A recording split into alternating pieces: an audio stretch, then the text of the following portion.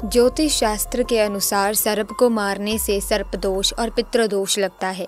इन दोषों की वजह से जीवन में कई तरह की परेशानियां, कार्यों में बाधा और संतान संबंधी विषयों में कष्ट मिलता है। बहुत से लोगों की जन्मपत्री में काल सर्प, सर्पदोष और पितृदोष होने की स्थिति में भी यही कारण बताया जाता है कि व्यक्ति ने कभी न कभी तो सांप को मारा ही है। ऐसे में दोस्तों तब क्या हुआ जब इच्छाधारी नागिन ने दिया एक बच्चे को जन्म। व्यक्ति की एक गलती के कारण इच्छाधारी नागिन ने उसके साथ जो किया सुनकर लोगों के पैरों तले जमीन खिसक गई। दोस्तों वीडियो काफ़ी इंटरेस्टिंग होने वाली है, इसीलिए आप इसे आखिर तक ज़रूर देखिएगा। लेकिन दोस्तों उससे पहले अगर आप भी महादेव के भक्त हैं तो कमेंट सेक्शन में पूरे मन से सच्ची श्रद्धा से ज़रूर लिखें हर हर महादेव, ताकि भगवान शिव की कृपा दृष्टि आप पर और आपके परिवार पर सदैव बनी रहे। प्यारे दोस्तों, ये चमत्कारी घटना है राजस्थान के एक छोटे से गांव चंदेला गांव की। दरअसल ये घटना घटित हुई चंदेला गांव के मुखिया और वहां के सबसे धनी इंसान सागर जी के साथ। सागर करीब आज से 5 साल पहले एक साधारण एवं गरीब व्यक्ति का जीवन व्यतीत करते आ रहे थे। वो अक्सर जंगल में अपनी बकरियां चराने जाया करते थे। एक दिन बकरी चराते चराते वो जंगल के थोड़ा और अंदर निकल गए। उसी जंगल में एक इच्छाधारी नागिन अपने नाग के साथ एक विशाल पेड़ के पास रहा करती थी। वो नागिन गर्भवती थी। शाम का वक्त था और सागर जब उस पेड़ के पास से गुजरा तो उसे वहां एक तेज चमकती चीज दिखाई दी, परंतु साथ ही वो दोनों नाग नागिन भी वहीं थे। उन्हें देख वो थोड़ा सा डर गया और तुरंत ही वहां से जल्दी से घर की ओर भागा। सागर इतना घबराया हुआ था कि उस समय तो उसने पीछे मुड़कर तक नहीं देखा, परंतु उस रात उसके ध्यान में वो चीज जो चमक रही थी वो बार बार आ रही थी। वो इतना तो समझ गया था कि वो हो ना हो बहुत ही मूल्यवान चीज थी और अगर वो मुझे मिल गई तो मैं भी धनवान हो जाऊंगा। परंतु सबसे बड़ी मुसीबत थी वो दोनों नाग नागिन। अगले दिन वो वापस जंगल उसी पेड़ वाले स्थान पर गया और कुछ दूर खड़े रहकर छिपकर उस पेड़ के पास रह रहे नाग नागिन को देखने लगा। कुछ देर देखने के बाद उसने ध्यान दिया कि नागिन तो गर्भवती है। वो उस रात घर आकर सोचने लगा कि ये अच्छा मौका होगा जब नागिन अपने बच्चे को जन्म देगी, तभी वो नागमणि चोरी कर लेगा, क्योंकि उस समय नागिन कमजोर होगी, बस नाग को मारना होगा। दोस्तों कहते हैं कि अगर किसी नाग के मुंह की तरफ गोबर मार दिया जाए तो वो अपना होश खो बैठता है। अब सागर हर रोज गोबर लेकर उस विशाल पेड़ के पास छुपकर सही मौके का इंतजार करने लगा। एक दिन वो मौका भी आया जब नागिन अपने बच्चे को जन्म देने वाली थी। तभी चुपके से सागर ने नाग के मुंह पर तेजी से गोबर मारा और फिर एक बड़े पत्थर से नाग को मार डाला। फिर उसने नागिन और उसके बच्चे को भी मार डाला और उस मणि को उठाकर जल्दी से घर की तरफ निकल पड़ा। परंतु उधर नागिन किसी तरह बच गई थी और बस बेहोश पड़ी थी। जब नागिन को होश आया और उसने अपने बच्चे और पति को मरा देखा तो उसके दुख दर्द का ठिकाना नहीं रहा। वो उस समय गुस्से से पागल हुए जा रही थी और उसने सागर से बदला लेने की ठानी, परंतु मणि चली जाने के कारण वो अपनी शक्तियों का प्रयोग नहीं कर सकती थी, परंतु अभी भी वो अपना रूप तो बदल सकती थी। इधर सागर को जैसे ही मणि मिली उसका पूरा जीवन ही परिवर्तित हो गया। उसकी फसल इस बार काफ़ी अच्छी हुई और काफ़ी महंगे भाव में भी बिकी। उसकी तो जैसे मानो लॉटरी लग गई हो, क्योंकि वो जो भी धंधा कर रहा था उसे हर जगह से लाभ मिल रहा था और सागर को पता था कि ये सब उस चमत्कारी नागमणि का ही कमाल है। गांव में हर जगह उसका नाम था। सागर के उस रुतबे को देखकर एक अच्छा रिश्ता सागर के लिए उसके पास ही के गांव से आया और दिव्या नाम की एक सुंदर स्त्री से उसका विवाह संपन्न हुआ। दिव्या अपने पति सागर को बहुत प्यार करती थी और बहुत इज्जत देती थी। दोनों एक दूसरे का कदम कदम पर साथ निभाते। उनकी जोड़ी गांव में मिसाल बन चुकी थी।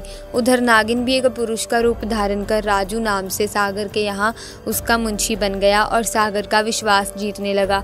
सागर भी राजू के व्यवहार और वफादारी को देख उसे अपने भाई समान ही मानने लगा। एक दिन दिव्या अपने पति सागर के पास आती है और बताती है कि तुम पिता बनने वाले हो, मैं गर्भवती हूँ। ये सुन सागर की खुशी का ठिकाना नहीं रहा। उस दिन वो खुद अपने मुंशी राजू के पास गया और बोला कि देखो राजू, मेरा कोई भाई नहीं है, परंतु जब से तुम्हारा साथ मिला है तुम मेरे सगे भाई से भी कहीं अधिक बन चुके हो।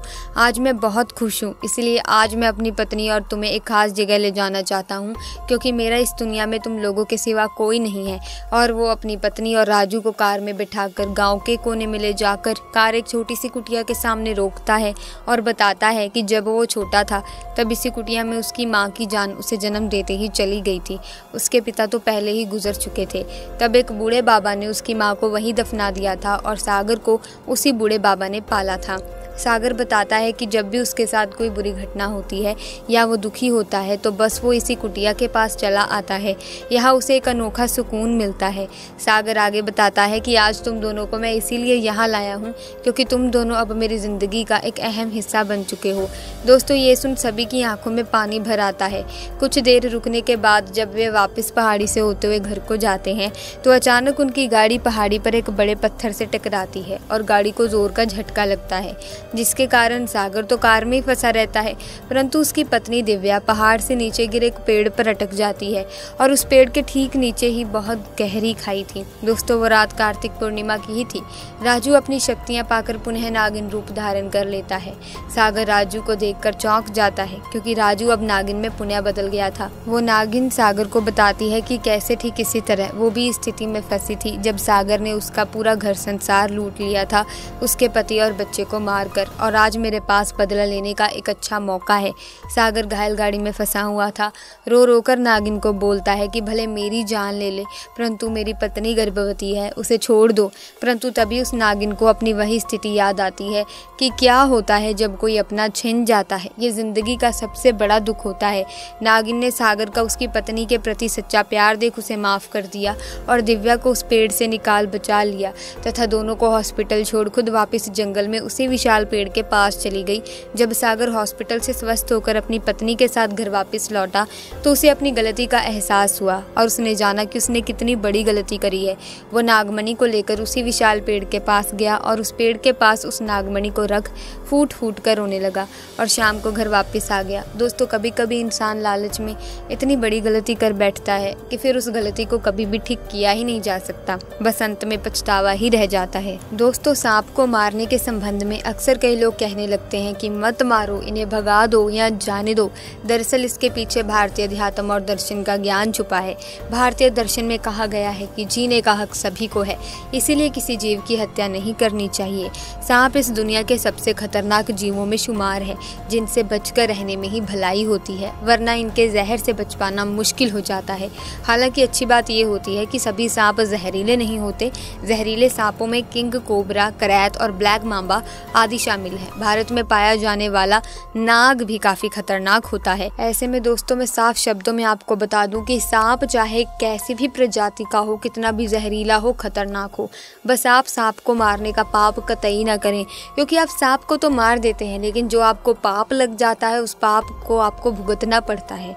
सांप को मारना पाप ही है, फिर चाहे वो ब्लैक मांबा हो या कोबरा सांप हो, क्योंकि हमने आपको इस वीडियो की शुरुआत में ही बताया कि जब भी आप किसी सांप को मारते हैं तो दोस्तों आपकी कुंडली में जो है वो काल सर्प नामक योग बन जाता है, जिसकी वजह से बनते बनते काम बिगड़ने लगते हैं, सफलता आपसे कोसों दूर चली जाती है, घर में कलह कलेश नकारात्मक ऊर्जा प्रवेश कर जाती है, जिसकी वजह से आपको हमेशा गुस्सा ही आता रहता है, आप चिड़चिड़े हो जाते हैं, अपने जीवन में आप खुद को अकेला महसूस करते हैं। तो कभी भी सांप को मारने की भूल कतई ना करें।